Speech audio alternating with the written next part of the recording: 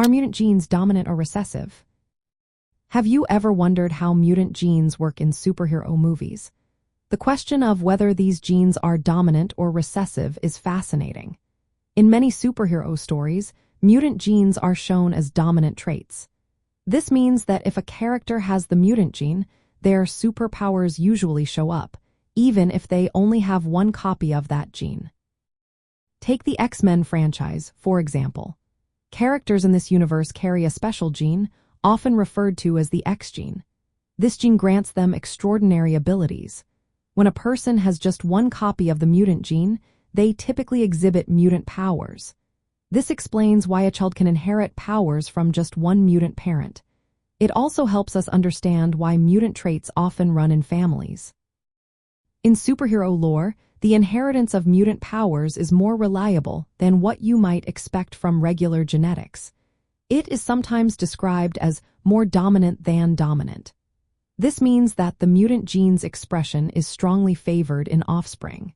Because of this, it is rare to find non-powered children born to mutant parents. Some stories add layers of complexity by introducing other genetic factors or environmental triggers that affect how mutant powers show up.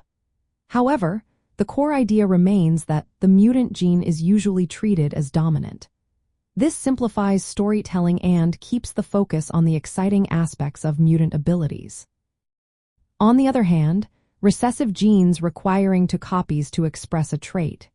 This concept is less commonly used in superhero tales about mutant powers.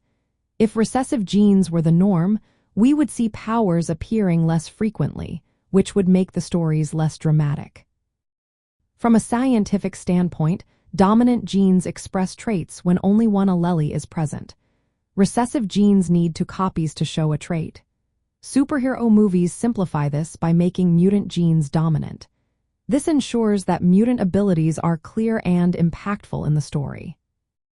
The dominance of these genes has practical implications in superhero world-building. It explains why mutant communities can thrive, even if mutants are a minority. It supports storylines where powers can emerge spontaneously in children of one mutant parent or even appear as new mutations in individuals with no mutant lineage. This setup allows for dramatic conflicts around mutant identity, discrimination, and genetic privacy. Since mutant traits are unmistakable and inheritable, they create rich narratives about acceptance and struggle. In superhero movies, mutant genes are typically depicted as dominant. This ensures that mutant abilities manifest clearly and consistently, driving the storytelling and world building around mutants and their place in the universe.